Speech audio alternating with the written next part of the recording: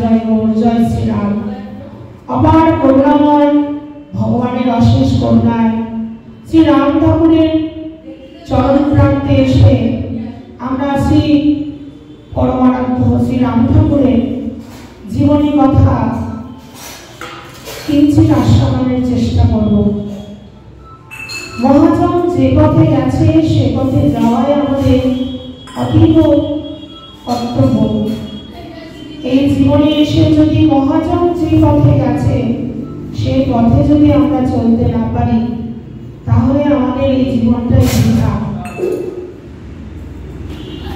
শ্রী রাম ঠাকুরের নিজের জীবনী দিয়ে আমাদের প্রমাণ করিয়ে দিয়ে গেছে নিজের গুরু ভক্তি, নিজের গুরু ভক্তি কতটা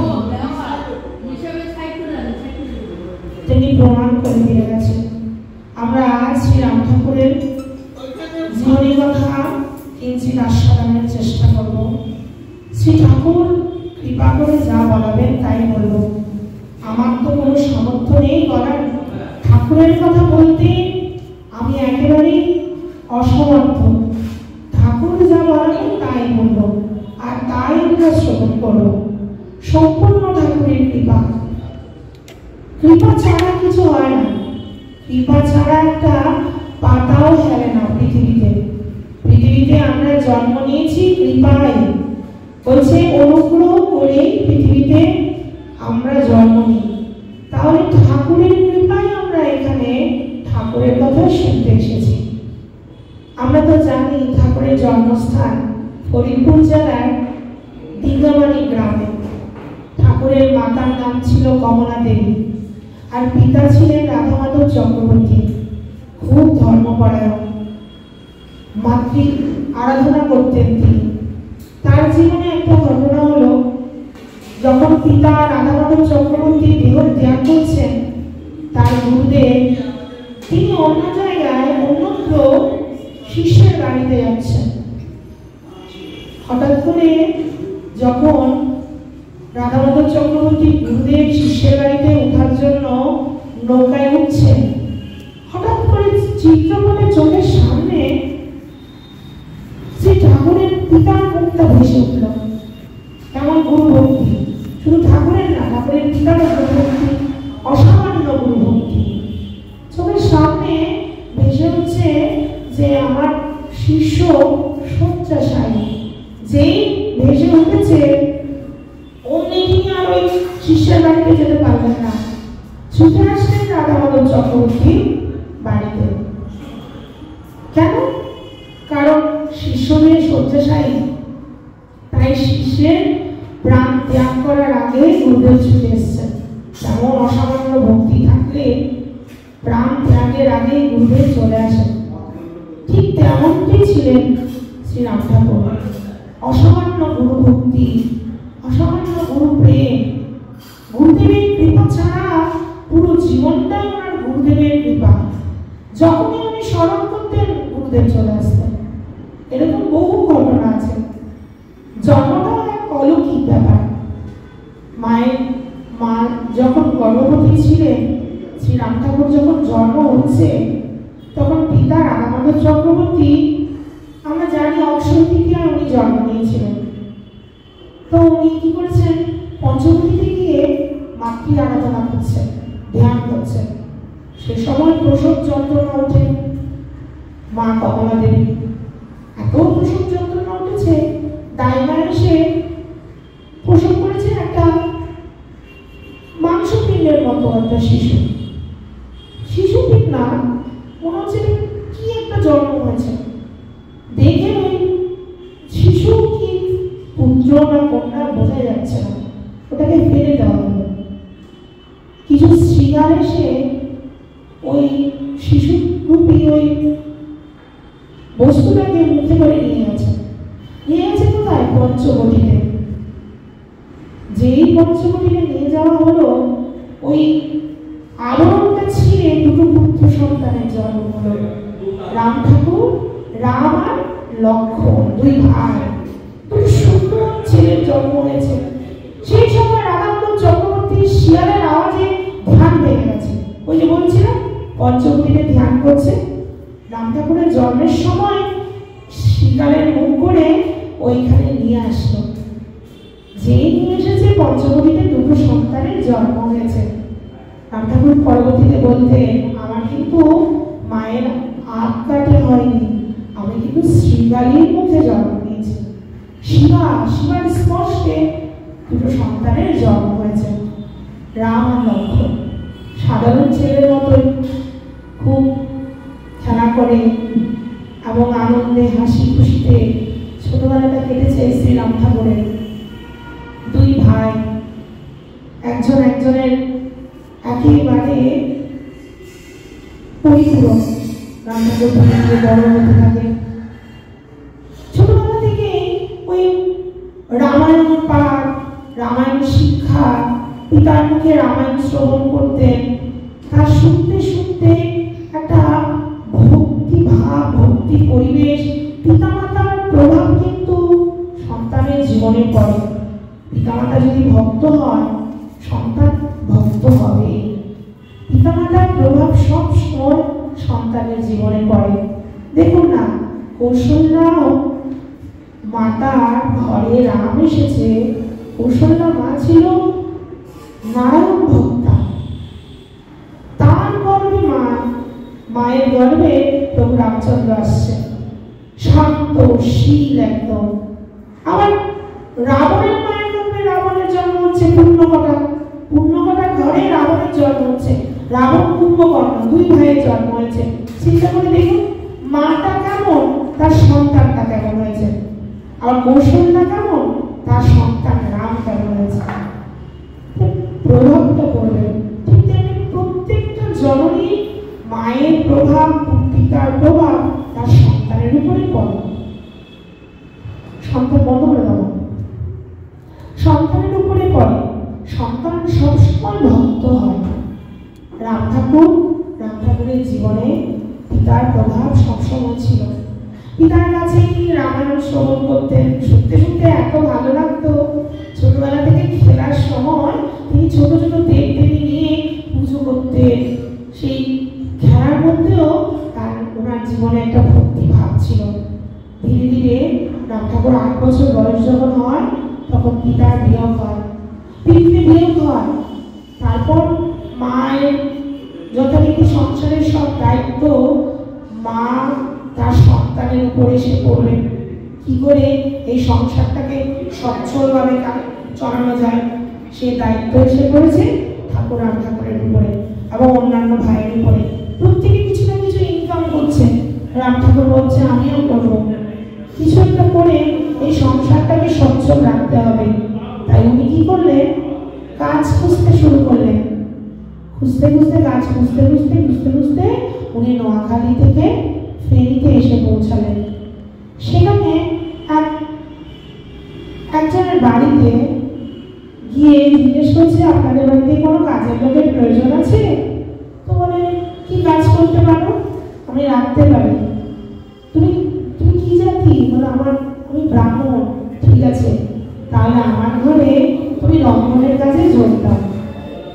যেই বলেছে সেই উকিলের ঘর, সেই ঘরে রাম ঠাকুর রন্ধনের কাজ নিলেন। বিভিন্ন রকম রান্না বান্না করে একেবারে সকলে প্রসন্ন হতেন। রাম ঠাকুর ছিল একেবারে শান্ত, অল্পভাষী, কথা কম বলতেন, শান্ত। ব্রাহ্মণ ঠাকুর রান্না বান্না করতেন। একদিন সেই উকিলের ছেলের জন্য কালী পুজোর মানত করেছে। কালী পুজোর মানত করেন অনেকে, ওরকম উকিলের ছেলের জন্য মানত করেছে। এখন পুরোহিত পুজো করতে আসেনি সেই দিন। তো রাম ঠাকুরকে বলছে, তুমি তো ব্রাহ্মণ ঠাকুর আছো, খুব পুজো অর্চনা করো, খুব ধ্যান করো, এবারে কালী পুজোটা তুমি করো। রাম ঠাকুরকে বলছে। উকিল বলছে, ঠিক আছে, বলছে যখন আমি করবো। কেউ কিন্তু ওনাকে ব্রাহ্মণ হিসেবে শ্রদ্ধা ভক্তি করছিল না। কি ব্রাহ্মণ হেলা নিচ্ছে, কিন্তু উনি খুব নিষ্ঠার সঙ্গে কালী পুজো করেছে। এখন যারা অনেকে আছে না তাচ্ছিল্য করে, তারা জিজ্ঞেস করছে, কালী পুজো যে করলে মার সঙ্গে কথা হয়েছে? মা কি বলেছে? মানে তাচ্ছিল্য ভাবে রাম ঠাকুরকে বললেন। রাম ঠাকুর বলছেন, বলতেই হবে। মা কি বলেছে? হ্যাঁ, বলতেই হবে। মা বলেছে যে ছেলের জন্য মানত করা হচ্ছে সেই ছেলেকে মা গ্রহণ করবে, এরকম বলেছে। এটা বলার পর সকলে খুব রেগে গেছে, একেবারে রেগে আগুন রাম ঠাকুরের উপরে। রাম ঠাকুর তো যেটা সত্য সেটাই বলেছে। কিছুদিন বাদে ছোট্ট ছেলে স্কুল থেকে এসে শরীর খারাপ হচ্ছে বলে স্কুলের সবাই তাড়াতাড়ি করে ঘরে নিয়ে এসছে, চিকিৎসা করা হলো, কলেরা ধরা পড়েছে। সেই রাতে ছেলেটা মারা গেছে। রাম ঠাকুর সেই রাতে সেই স্থান থেকে পালিয়ে চলে গেছে। পরবর্তীকালে যখন এই ঘটনাটা বলছিলেন উনি, ওনাকে জিজ্ঞেস করা হচ্ছে, ঠাকুর আপনি সেই পালিয়ে চলে এসলেন কেন? সেদিন পালিয়ে না আসলে কি হতো বলতে পারো? আমি বাঁচতে পারতাম? সবাই মিলে আমায় খুব, আপনি তো নিয়তিতে বলেছেন, নিয়তিতে যা আছে তাই তো আপনি বলেছেন। সবাই নিয়তি মানে না, সবাই বুঝে না নিয়তি, সেই কথাটা বলেছিলেন রাম ঠাকুর। এরকম করে বহু দিন কেটে গেছে, সাধন ভজন গুরুদেবের সঙ্গে বহু তীর্থস্থান ভ্রমণ করেছেন, সে অনেক কাহিনী, অনেক জায়গায় গেছে। একবার এরকম তীর্থস্থান ভ্রমণ করতে করতে একটা শালগ্রামজি পেয়েছেন শ্রীরাম ঠাকুর। শালগ্রামজি খুব সুন্দর। কেমন করে পেয়েছেন? এক গুহার মধ্যে বাইরে চাঁদের আলো, গুহার থেকে অসামান্য জ্যোতি আলো বেরিয়ে আসে। কি আছে ওই গুহায় দেখার জন্য শ্রীরাম ঠাকুর গেছেন। গিয়ে দেখেন গুহার মধ্যে এক শালগ্রামজি শ্রীনারায়ণ। দেখে খুব প্রসন্ন হলেন। উনি একেবারে কাপড়ের মধ্যে জড়িয়ে নারায়ণটাকে বুকে নিয়ে নিয়ে ঘুরছেন, আর মনে মনে ভাবছেন, নারায়ণজিকে তো নিয়ে আসলাম, আমি তো না খেয়ে থাকতে পারি, শ্রী নারায়ণ তো না খেয়ে থাকবে না, ওনার পূজা অর্চনা ভোগ এরকম যদি কিছু একটা ব্যবস্থা করতে পারতাম বেশ ভালো হতো। খুঁজতে খুঁজতে হঠাৎ করে এক রাজার বাড়ির কাছে এসছে। রাজাটা কেমন ওখানে বলছে, নাম লিখছে, খুব মত্ত, নর্তকীর নাচ দেখছে, সুরাপান করছে, প্রচুর ধন সম্পত্তি, বিশাল রাজ্য। তো রাম ঠাকুর ভাবছে, এত সুন্দর রাজার রাজ্য, এখানে যদি নারায়ণ প্রতিষ্ঠা করে বেশ ভালো থাকবে, নারায়ণ বেশ ভালো থাকবে, সেবা ভালো চলবে। তো উনি কি করেছে, নারায়ণ শিলাটা নিয়ে রাজার কাছে গেছে। রাজা মশাই, আপনাদের ঘরে আপনার তো অনেক সম্পত্তি, অনেক রাজবাড়ি, আপনার এই নারায়ণ শিলাটা আপনার ঠাকুর ঘরে প্রতিষ্ঠা করুন। রাজা খুব রেগে গেছে, এই আমার এই প্রমোদের মানে আমোদ প্রমোদের সময় এই ব্রাহ্মণ করতে আসছে, এই কে আছিস, যা একে নিয়ে বনে জঙ্গলে বাঘের পেটে ফেলে দিয়ে আয়, মেরে বাঘের পেটে দিয়ে আয়, গলা ধাক্কা দিয়ে বের করে দেন। সবাই ধরে ধরে, সব সৈন্য বাহিনী রক্ষীরা ধরে ধরে রাম ঠাকুরকে নিয়ে যাচ্ছে। রাম ঠাকুরের কোনো দাম নেই, সাধকদের এরকমই হয়, কিছু নেই না যে সাধক সে গ্রহণ করে না, নিয়ে যাচ্ছে। রাম ঠাকুর যাচ্ছে বলে এক বেশ লিখছে, আমি বলছে বেশ অপমানিত হয়েছিলাম সেই, উনি পরবর্তীতে বলছেন বেশ অপমানিত হয়েছিলাম সেই দিন। আমি সেদিন রাজার রক্ষীরা রাম ঠাকুরকে ধরে বনে গিয়ে গলা ধাক্কা দিল। রাম ঠাকুর নারায়ণটাকে নিয়ে এমন করে গিয়ে পড়ল। এবার মনে মনে ভাবছে, চারিদিকে এত অন্ধকার, বন জঙ্গল, এখানে নিশ্চয়ই বাঘ ভাল্লুক আছে, না জানি আমার কত বিপদ হবে। থাক, নারায়ণজি যখন আছে তখন চিন্তা কি, বেশ ভালো তো ঠাকুর, তোমাকে নিয়ে তো আমি খুব গলা ধাক্কাও খেলাম, ঠিক আছে তুমি আমার কাছে আছো যখন, এই গলা ধাক্কাটাও কিছু নেই, বসে পড়েছে। হঠাৎ করে ভাবছে, এখানে একটু নারায়ণ সেবার জন্য কিছু ব্যবস্থা করতে পারতাম, একটু অভিষেক করাতে পারতাম, একটু যদি ভোগের ব্যবস্থা করতে পারতাম বেশ হতো। কি করা যায় ভাবতে ভাবতে হঠাৎ করে দেখলেন একটা গাছ, গাছের ডালটা ভাঙার সঙ্গে সঙ্গে ওখান থেকে দুধ পড়ছে। বাহ, এখানে তো দুধ পড়ছে, দুধটা তো বেশ ভালো, দুধের মতো রস, দুধটা দিয়েই তোমার অভিষেক হবে। এই বলে নারায়ণকে স্নান করালে, দুধ দিয়ে অভিষেক করালে, করিয়ে নিজের কাপড়ে বসালে, একটা বই বাস পেতে বসালে, বসিয়ে বলছেন ওই যে ফল, মিষ্টি ফল পাবো, ওই গাছ থেকে ফলটা এনে ভোগ দিলে, বেশ এবার তোমার সেবা হয়ে গেল, এবার আমি একটু নিশ্চিন্ত হতে পারছি না, নারায়ণজিকে নিয়ে আমি কোথায় ঘুমাবো? আমি যদি ঘুমাই, যদি বাঘ ভাল্লুক এসে যায়, বাঘে যদি এসে আমার জীবন অন্ত করে দেয়, আর মনে হবে নারায়ণটা তোর ভয় কি, এরকম বলছেন শ্রীরাম ঠাকুর। হঠাৎ করে দেখতে পেলেন একটা বাঘ এসে শ্রীরাম ঠাকুরের গায়ের সঙ্গে এসে নিজের কুণ্ডয়ন করা, মানে নিজের গাটাকে এমন করে করে করে করে মাখছে, মানে এই পিছন দিকে হয় না পশুরা এমন করে চুলকায় গাটা, ওরকম করে গা ঘষছে রাম ঠাকুরের গায়ের সঙ্গে। উনি দেখছেন কি ব্যাপার, বাঘ তার হিংস্রতা ভুলে গেল, চুপ করে বসে আছে, ধ্যান করছেন, নারায়ণ সেবা সামনে। হঠাৎ করে দেখছেন ভীষণ সাপ, সাপ ফোনা তুলছে না, সাপটা এসে নারায়ণজিকে নিয়ে ওনাকে নিয়ে পরিক্রমা করে চলে যাচ্ছে। তো হেসে বলছে, বা তুমি কাছে থাকলে দেখি হিংস্র প্রাণীও তার হিংস্রতা ভুলে যায়। ঠাকুর বলছেন হঠাৎ করে কানের মধ্যে হই হই হই হই শব্দ, কি ব্যাপার এত আওয়াজ করতে? আমি তো জঙ্গলের মধ্যে আছি, এখানে তো কোনো লোকজন নেই, কিন্তু এত মশা চলছে, এত লোক, আর চিৎকার হঠাৎ করে শুনতে পাচ্ছি চিৎকার, ও সাধুজি আপনি কোথায়, ও সাধুজি আপনি কোথায়? সাধুজি কোথায়? ওরা কি আমায় খুঁজছে? তারপরে নামটা তাড়াতাড়ি করে নারায়ণ সেবাটা নিয়ে ওই লোকগুলোর কাছে গেছে যারা মশা নিয়ে আসছিল। তোমরা তোমরা তো কিছুক্ষণ আগে আমাকে গলা ধাক্কা দিয়েছ, তোমরা আমার এখানে কেন এসছো? ক্ষমা করুন সাধুজি, ক্ষমা করুন। এই বলে রাজা আর রানী দুজনে আজ রাম ঠাকুরের চরণে গিয়ে পড়লেন, হে মহাপুরুষ, বড় অপরাধ হয়ে গেল, আমরা অপরাধ করে ফেলেছি। আপনি যে নারায়ণ শিলাকে এনেছেন, ওই নারায়ণ শিলাকে সেবার ব্যবস্থা না করে দিয়ে আমরা বড় অপরাধ করে ফেলেছি, আমাদের অপরাধ ক্ষমা করুন।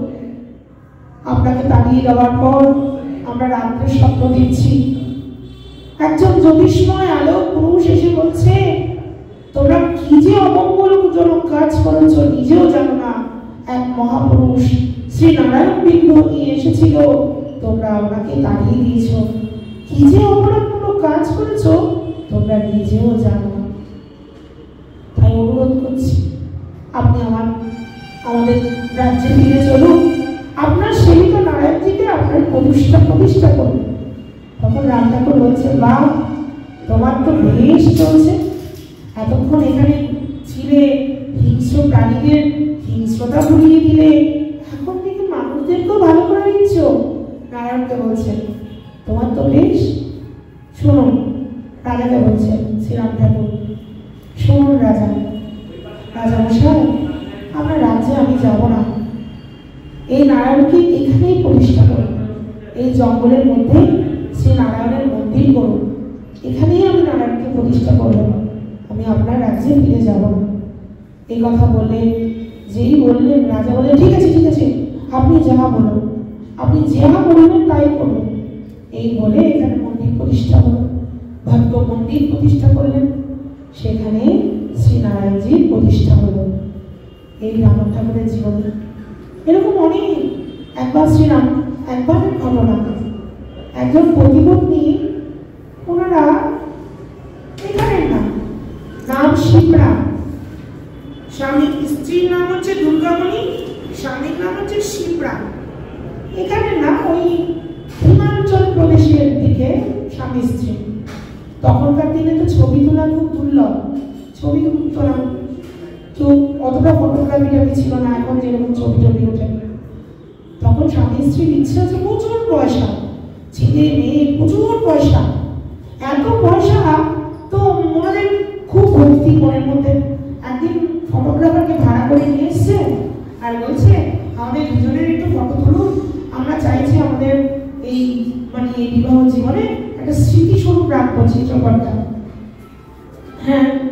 ফটোগ্রাফার ছবি তুলেছে স্বামী স্ত্রী, ছবি তুলে তো ফটোগ্রাফার চলে গেছে, অনেক রকমের ছবি তোলা হয়েছে। হঠাৎ করে স্বামী স্ত্রী দেখতে পেলেন তাদের দুজনের মাঝখানে একটা মহাপুরুষ দাঁড়িয়ে আছে, ছবিটার মাঝখানে। এই মহাপুরুষটি কি? স্ত্রী বলছে, ওনাকে দেখে আমার এত ভক্তি হচ্ছে, দু চোখ দিয়ে জল আসছে, যদি একবার দেখতে পেলাম ওনাকে। কিন্তু কি কে? কোনদিন তো দেখিনি।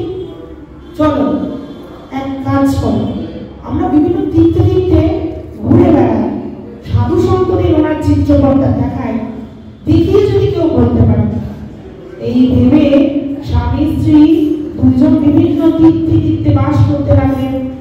তীর্থে তীর্থে ভ্রমণ করে সাধুদের দেখাচ্ছে, কেউ চিনতে পারে না।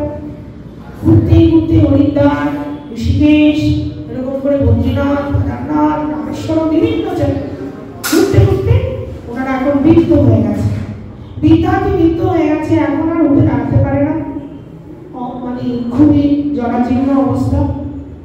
ঘুরতে ঘুরতে ওরা এসে বললেন কাশীতে। কাশীতে এমন অবস্থা হয়েছে, আগে তো চলতে পারতো, এখন তো ধরে ধরে উঠতে হবে। কাশীতে একদিন নাম জপ করছে, কিছু কাজ নেই, দোলাই করে নিয়ে আসে, গঙ্গার পাড়ে বসে নাম জপ করে, গঙ্গায় একটু স্নান করে, স্নান করতে পারে না, জলটুকু মাথায় দেয়, ওই নাম জপ করে। ওই বৃদ্ধ হয়ে গেছে স্বামী স্ত্রী, দুজন সাধন ভজন করছে, কাশিতে বসে আছে। একদিন পথে চলতে চলতে হঠাৎ করে চোখের সামনে এরকম করে দেখছে, যে চিত্রপটে যে সাধককে দেখেছে উনি দাঁড়িয়ে আছেন, শ্রীরাম ঠাকুর দাঁড়িয়ে আছে, আর স্বামী স্ত্রী অবলোক নয়নে দেখছে। দেখতে দেখতে শ্রীরাম ঠাকুরের চরণে স্বামী স্ত্রী দুজন প্রণাম করলেন, ওখানেই প্রাণ বিসর্জন করে দিলেন। তারপর স্বামী স্ত্রীর দেহ শ্রীরাম ঠাকুর নিজে মণিকর্ণিকা ঘাটে দাহ করলেন।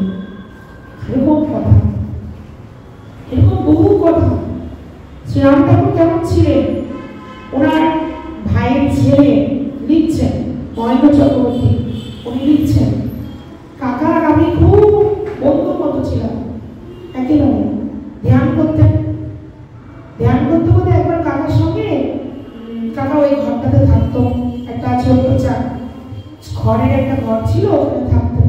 তো ছোট তো আমি না বেড়ার ফাঁক দিয়ে দেখতাম। একদিন দেখি কাকা ধ্যান করতে করতে হাওয়ায় উপরে উঠে গেছে, নিচের থেকে উপরে উঠে গেছে। আমি দেখে চিৎকার করেছি, অমনি কাকা আবার বসে পড়লো মাটিতে। এরকম বহু। একবার এক ভাইয়ের বাড়িতে শ্রীরাম ঠাকুর আছেন, ভাই বৌদি দেবরের জন্য রান্নাবান্না করছেন, রান্না করে তুলসী তলা ঝাড়টা দিয়ে মুছে মুছে প্রদীপ টদীপ দড়িয়ে রান্নাবান্না করে বসছে, দেবরকে ডাকতে যাবে।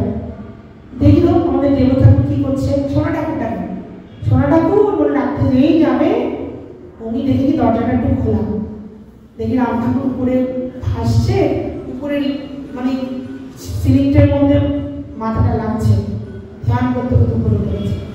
যেই দেখেছে বৌদি চিৎকার দিয়ে উঠেছে, যে চিৎকার দিয়েছে রাম ঠাকুর এমনভাবে পড়েছে, ধ্যান তো লেগে গেছে, দেহে লেগেছে, মানে আকস্মাত চিৎকার দেওয়াতে ধ্যানটা ভেঙে গেল। ঠাকুর এরকম প্রচুর ঘটনা। রাম ঠাকুর শ্রীরাম ঠাকুর তিনি পিডব্লিউডির অফিসে একজন কর্মচারী ছিলেন। মানে মায়ের কাছে তো আসতেন, সাধন ভজন করে, বিভিন্ন তপস্যা করে, বিভিন্ন স্থান তীর্থস্থান ভ্রমণ করে তিনি মায়ের কাছে এসেছেন। মা খুব খুশি শ্রীরাম ঠাকুরকে দেখে। রাম ঠাকুর আগে যেটুকু গ্রহণ করতেন, সাধন ভজন করার পর একেবারে আহার ছেড়ে দিয়েছেন। গুরুদেব বলেছেন, গুরুদেবের আজ্ঞায় কিছুই তিনি গ্রহণ করতেন না।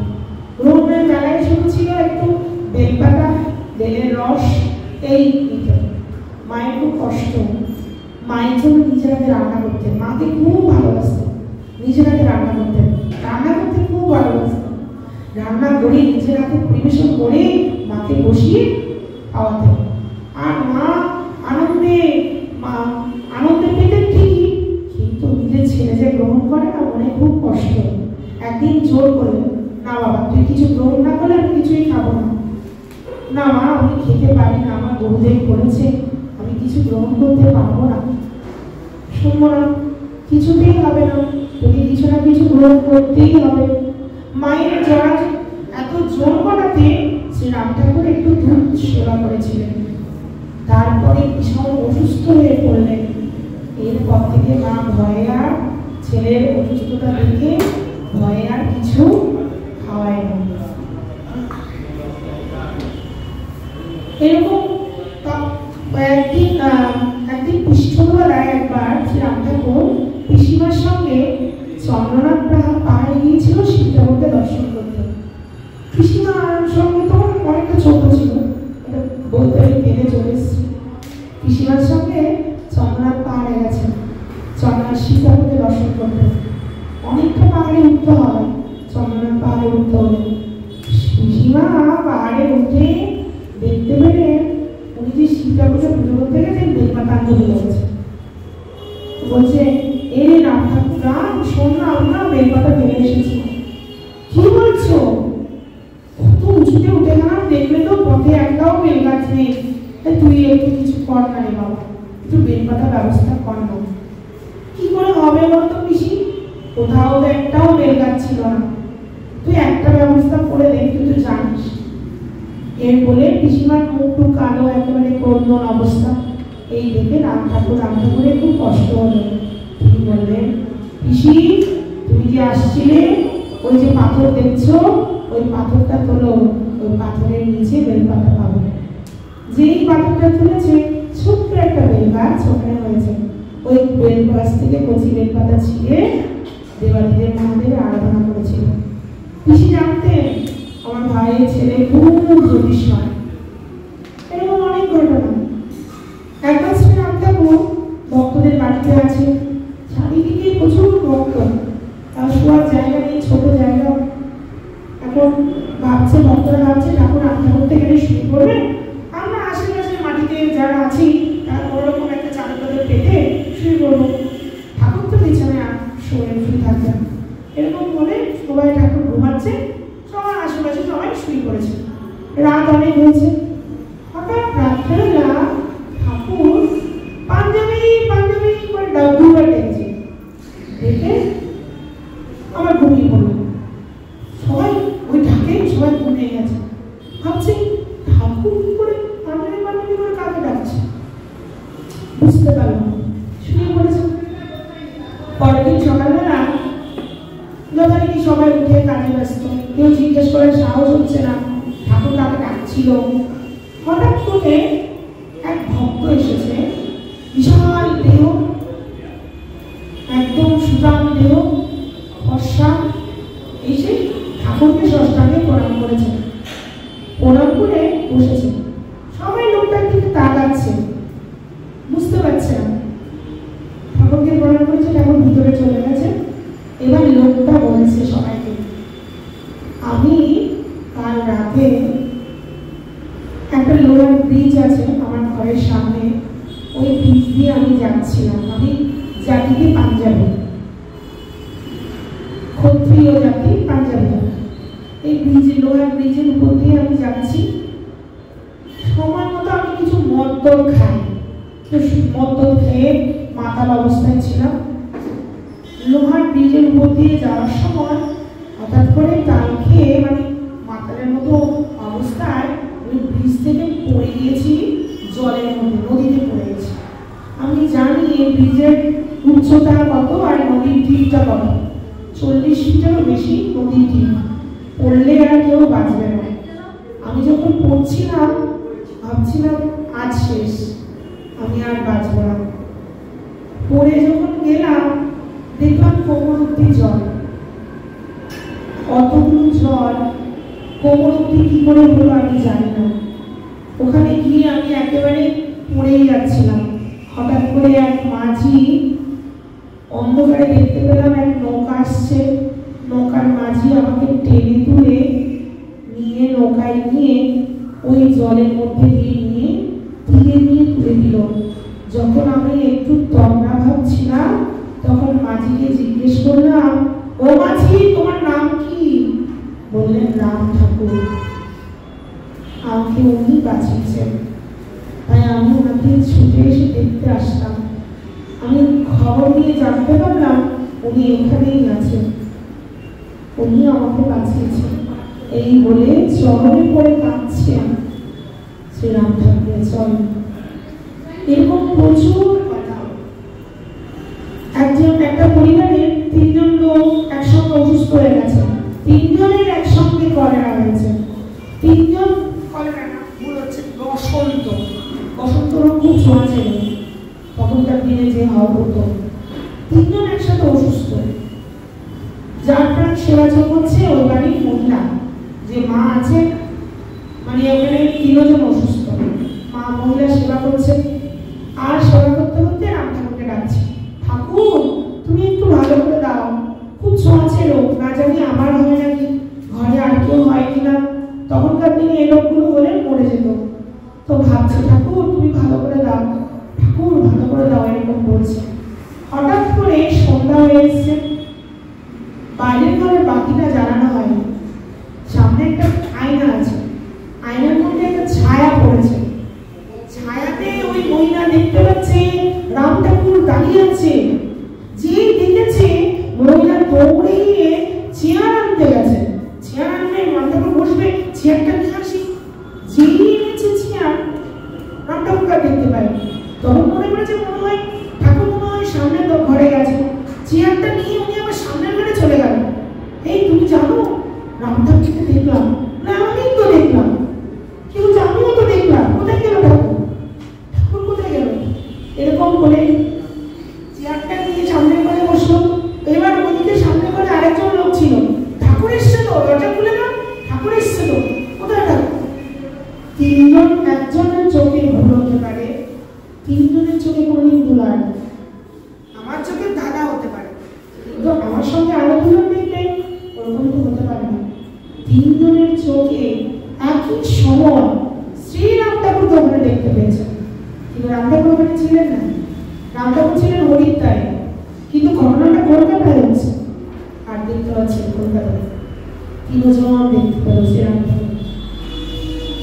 এরকম করে এক ব্যক্তি কৃষ্ণনগর থাকে, খুব ভক্ত, নামগুলো আমার ঠিক মনে পড়ে না, নামগুলো খুব, উনি মৃত্যুশয্যায় আছেন, মৃত্যুশয্যায় আছেন, আর ঠিক রাম ঠাকুরকে খুব ভালোবাসতেন। উনি বলছেন তোমরা কেউ গিয়ে একটু ঠাকুরকে বলো না আমার প্রাণ চলে যাবে, আমার প্রাণ চলে যাওয়ার আগে আমি একটু ঠাকুরকে দেখতে চাই। সঙ্গে সঙ্গে ওখান থেকে লোক গিয়ে ঠাকুরকে বলেছে, ঠাকুর কৃষ্ণবাবু না, ওনার প্রাণ চলে যাবে ঠাকুর, আপনি যাবেন, ওনাকে একবার শেষ দেখা দেখতে চাই, আপনাকে দেখতে চাই, ওনার শেষ ইচ্ছা এটা। ঠাকুর কিছু বললেন না, নিজের মতো কাজ করছেন, তো বললেন না, উনি মনে মনে চলে আসেন। এদিকে লোকটার প্রাণ যাচ্ছে, সরো সরো সরো, তোমরা সরো, চেয়ার নিয়ে আসো, চেয়ার নিয়ে আসো, আমার ঠাকুর এসছে, আমার ঠাকুর এসছে, ঠাকুর এসছে, ঠাকুর ঠাকুর। দেখতে দেখতে বলতে বলতে লোকটার প্রাণ চলে গেল। সবাই দেখছে, কেউ তো আসেনি, এখন লোকটা তো মারা গেছে। এখন যে লোকটা বলতে এসেছিল ওই লোকটা ঠাকুরকে গিয়ে বলছে, ঠাকুর উনি তো মারা গেলেন, আপনি তো ওনার সাথে গেলেন না, উনি আপনাকে তো শেষবার দেখতে চেয়েছিলেন, আপনি তো একবার দেখা দিলেন না। কোথায়? আমি তো দেখেছি, ওর সঙ্গে আমার দেখা হয়েছে, ও আমাকে দেখেছে, আমি ওকে দেখেছি। সূক্ষ্ম শরীরে ঠাকুর সেই সময় সূক্ষ্ম শরীরে সেই স্থানে পৌঁছে গেছে। এরকম অপূর্ব লীলা ঠাকুরের, অসংখ্য। এবার আমার তো পড়তে পড়তেই আনন্দ লাগছিল। আমি অতটা জানি না, এই ভারতের সাধক বলে একটা গ্রন্থ আছে, ওই গ্রন্থেই ঠাকুরের কথা, আমি অত গ্রন্থ নেই যে ঠাকুরের কথা জানতে পারবো, এখানেই যা পড়ছি তা আপনাদের বললাম। এত সুন্দর লাগছিল, পড়তে পড়তেই এত আনন্দ। ঠাকুর কি বলেন, নাম মহিমার কথা ঠাকুর বলে গেছেন, বলছেন যে প্রত্যেকটা বস্তুর পিছনে, প্রত্যেকটা কিছুর পিছনে একটা কারণ আছে।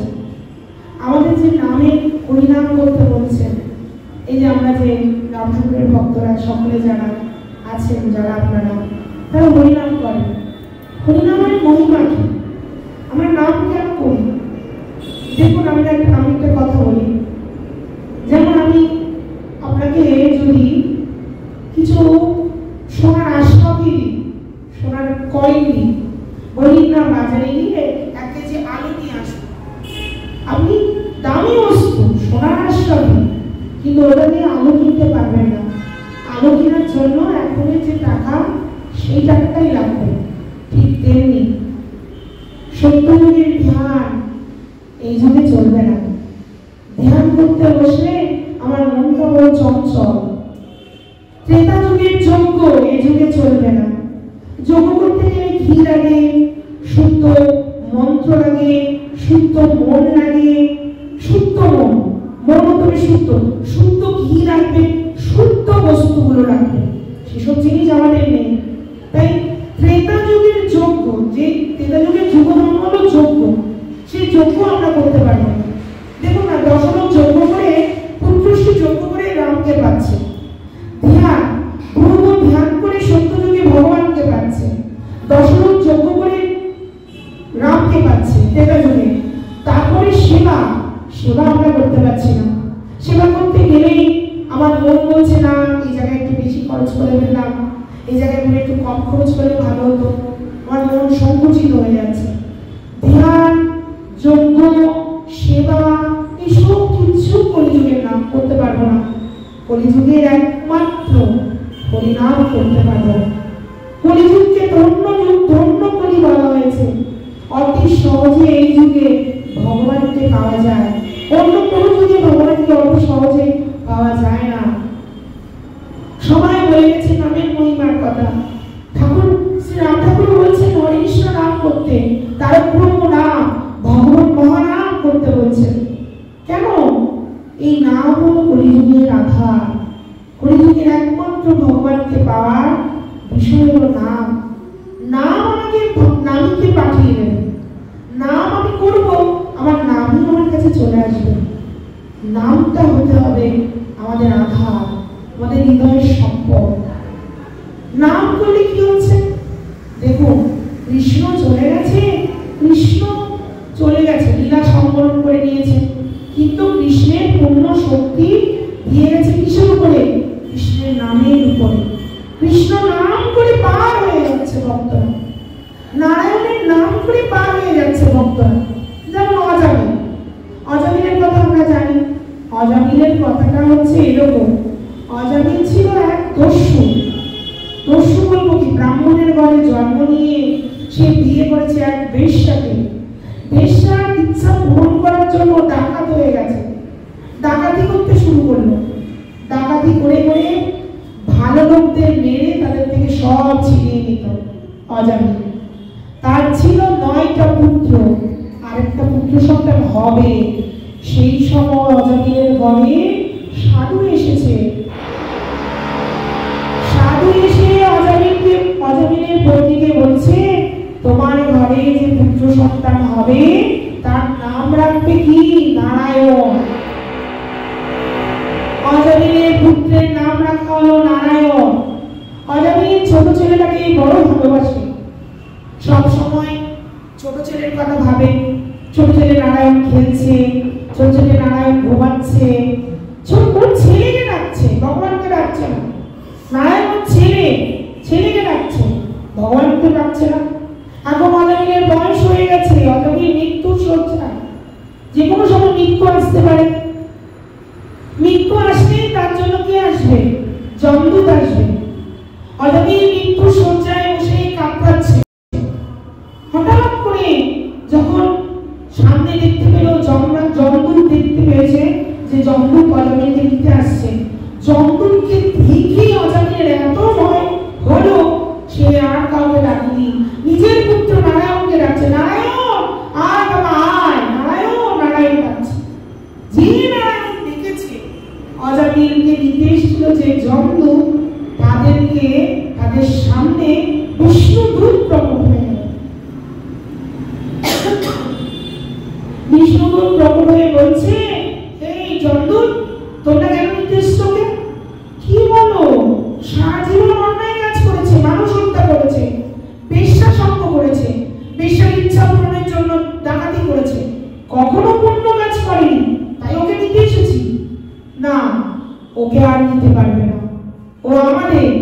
এক্ষুনি নারায়ণ বলেছে, ও তো নিজের ছেলে নারায়ণকে ডাকছে।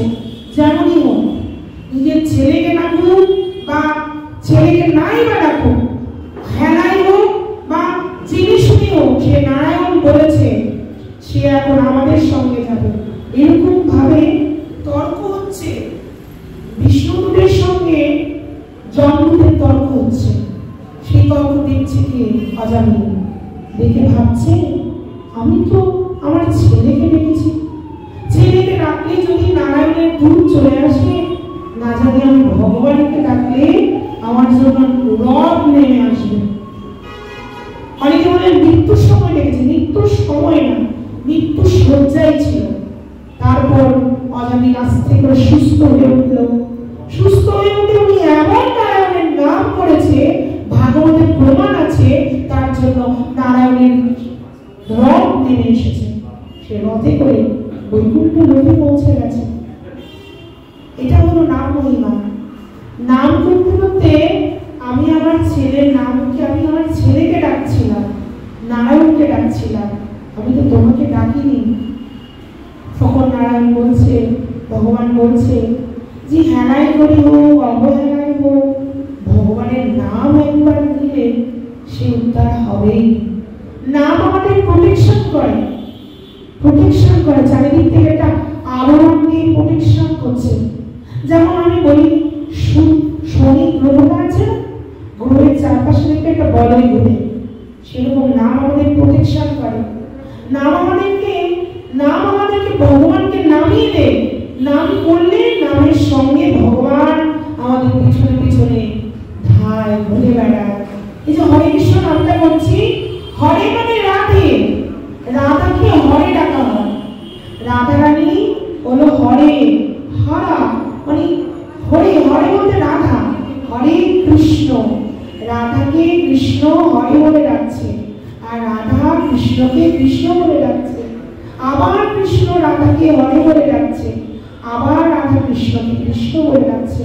এবার রাধা রানী কৃষ্ণ কৃষ্ণ বলছে, এবার কৃষ্ণ রাধাকে হরে হরে বলছে। হরে কৃষ্ণ মহামন্ত্রের এই অর্থ। আবার হরে নামের মধ্যে অনেক রকমের অর্থ আছে। গৌরকে নিতাই, গৌরকে হরে বলে ডাকছে, এরকম হতে পারে। আবার রাধা রানী কৃষ্ণকে হরে বলে ডাকছে, অনেক নামের অর্থ। এই নাম হরে কৃষ্ণ মহামন্ত্র নাম। নাম করতে করতে ভগবান চলে আসে। তার প্রমাণ হচ্ছে রত্নাকর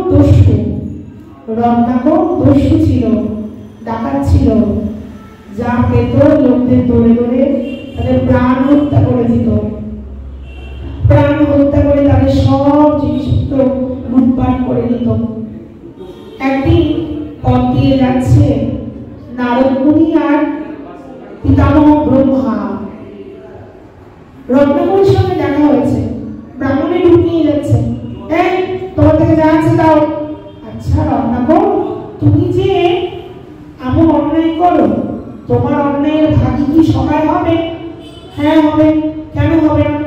আমার বাবা মা আমার অন্যায়ের ভাগী হবে না? আমি ডাকাতি করে নিয়ে আমার বাবা মাকে খাওয়াই, আমার বউ, আমি যেমন অন্যায় করছি আমার বউ আমার ভাগিদার হবে। ঠিক আছে, আমরা এখানে আছি, তুমি না ঘরে যাও, ঘরে গিয়ে তোমার বউ বাবা মা ওদেরকে জিজ্ঞেস করে এসো, ওরা তোমার অন্যায়ের ভাগী হবে কিনা।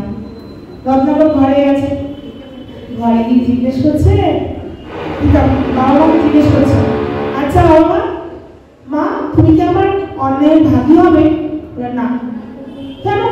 তোমাকে মানুষ করে দিলাম, বিদ্যা দিলাম, জ্ঞান দিলাম, খাওয়াই দাওয়ায় মানুষ করেছি, তুমি এখন অন্যায় করবে না, পাপ কাজ করবে না, পুণ্য কাজ করবে, তোমার ব্যাপার। আমাদেরকে তুমি জানাবে, এটাই তোমার নিয়ম। বাবা মাকে তুমি অর্থ দিয়ে বাকি জীবনটা চালিয়ে দেবে, এইটা তোমার দায়িত্ব, কর্তব্য। এই করতে গিয়ে তুমি যদি পাপ কাজ করো বা পুণ্য কাজ করো, কোনোটার ভাগই আমরা হবো না। রত্নাকর খুব দুঃখ পেল, আমি এই বাবা মাকে লালন পালন করতে এত ডাকতে করি, এত লোককে মারি, আমার পাপের ভাগই ওরা হবে না। এবার বউয়ের কাছে গেছে, আচ্ছা বলো তো, তুমি তো আমার অর্থাৎ তুমি কি আমার পাপের ভাগী হবে? আমি যে এত পাপ করি না, পুণ্যের ভাগী আমি হব। পাপের বোঝা তোমাকে একাই নিতে হবে। পুণ্য যদি করো তাহলে কিছু অংশ আমি পেতেও পারি, কিন্তু পাপের বোঝা আমি নেব না। রত্নাকরকে যেই বলেছে, রত্নাকরের হৃদয় ভেঙে গেছে। রত্নাকর ছুটে এসছে সেই দুজন ব্রাহ্মণের কাছে, নারদ আর ব্রহ্মা, যারা ব্রাহ্মণের বেশ নিয়ে এসেছিল। কি রত্নাকর, তোমার পাপের ভাগী হওয়া হবে না? আমার পাপের ভাগী হওয়া হলো না, তাহলে তোমার পাপের বোঝা তোমাকে একাই নিতে হবে। আমি আর পাপ করতে চাই না। কি করবো বলুন? আমি এই পাপ থেকে কি করে রক্ষা পাবো? একবার বলুন। তখন নারদ মুনি বলছে, হে রত্নাকর, তুমি এক কাজ করো, এখানে বসো, বসে তুমি রাম নাম জপ করো। রত্নাকর অনেক চেষ্টা করলো, কিছুতে রাম বলতে পারল না। তার জিহ্বাটা পাপ করতে করতে এমন হয়ে গেছে, কিছুতেই রাম বলতে পারছে না। তো কি বলবো এখন? আমি যে কিছু বলতেই পারছি না। তুমি কি বলতে পারবে? মরা বলতে পারো। ঠিক আছে, তাহলে মরা বলো। মরা বলতে বলতে একদিন মরা রাম হয়ে যাবে। ঠিক আছে, রত্নাকর বসে পড়েছে, বসে মরা মরা মরা মরা মরা বলছে। মরা এখান থেকে নারদ মুনি আর ব্রহ্মা চলে গেছে। বহু বছর পর ব্রহ্মা আর নারদ সেই পথ দিয়ে যাচ্ছে। হঠাৎ করে শুনতে পেলেন রাম নামের ধ্বনি হচ্ছে। কোত্থেকে রাম নামের ধ্বনি হচ্ছে? এই দেখো, এখানে উইয়ের ঢিপি হয়ে গেছে, উই পোকার বাসা হয়ে গেছে, এর ভিতর থেকে রাম নামের ধ্বনি হচ্ছে। এখানে কে রাম নামের ধ্বনি করে? নারদ মুনি বলছে, মনে নেই পিতা? পিতামহ ব্রহ্মা তো নারদের বাবা, মনে নেই আপনার? এখানে এখানে তো ওই রত্নাকর বসু, তাকে আমরা রাম নাম করতে বলে গিয়েছিলাম। তিনি এসে এখানে বসে রাম নাম করছে। সে তো মরা বলছিল, মরা এখন রাম হয়ে গেছে। পুরো শরীরের মাংসগুলো একটাও নেই, শুধু হাড়গুলো আছে। পুরো উইয়ের ঢিপি হয়ে গেছে। উইকে, উই পোকাকে, উইয়ের ঢিপিকে সংস্কৃতে বাল্মিক বলা হয়। সংস্কৃত থেকে বাল্মিক বলে। তো ওই জন্য উইয়ের ঢিপি ওর উপরে কমলগুলো দিয়ে জল নিয়ে ব্রহ্মা জলে ছিটা মারলো। উইয়ের ঢিপি চলে গেল। দেখতে পেলেন একটা জলা জীর্ণ শরীর। ব্রহ্মার স্পর্শ যেই পেয়েছে, সুন্দর বললো, আমি ঠাকুর, আমি বলতে পেরেছি, আমি এখন রাম নাম বলতে পেরেছি। আপনাদের কৃপায় আমার মুখ এখন রামময় হয়ে গেছে। আর তুমি রত্নাকর তো শুনি, তোমার নাম আজকে থেকে বাল্মীকি। এই হলো বাল্মীকি মুনি, যিনি রামায়ণ লিখেছেন।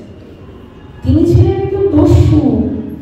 রাম নামের প্রভাবে কি হলো?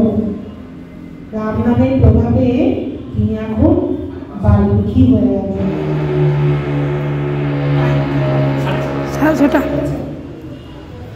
বাল্মীকি হয়ে গেছে, তিনি রামায়ণ লিখেছেন। রামের নামের মহিমা কি? নারদ মুনি একবার নামের মহিমা জানতে চলে গেলেন বৈকুণ্ঠে। বলছেন, ঠাকুর, আমি তো সবসময় নারায়ণ নারায়ণ নাম জপ করি, আমার নামের মহিমা জানার খুব ইচ্ছা। নাম কি করে অন্ধকার নাশ করে? তো নারায়ণ বলছে, তুমি এখানে কি করে এসলে? নামের মহিমা জানতে আসলা, এখানে নামের মহিমা জানতে পারবে না। তুমি জমলোকে চলে যাও। জমলোকে গিয়ে কি করবো? যাও, জমলোকে গিয়ে দেখতে পাবে কিছু। নারদ তখন জমলোকে পৌঁছে গেল। যমলোকে গেলে কি হয়? যমরাজের সঙ্গে দেখা হয়েছে। যমরাজ বলছে, নারদ মুনি, আপনি এখানে, আমার তো সব পাপীদের নিয়ে কাজ, আসুন আসুন, আপনাকে আমি একটু আমার নরকটা দেখাই। নরকটা যাওয়ারই ব্যাপার, ঘরে কেউ বেড়াতে আসেন, আমার ঘর বাড়ি দেখায়। চলুন চলুন, আপনাকে একটু নরকটা দেখায়। তো না, যমরাজ নিয়ে যাচ্ছে নরক দেখাতে। নারদ মুনিকে নিয়ে যাচ্ছে, আর নারদ মুনি চারিদিকে দেখতে পাচ্ছে লোকের আর্তনাদ, চিৎকার। নরকের মধ্যে কি চিৎকার, কি আর্তনাদ, অন্ধকার।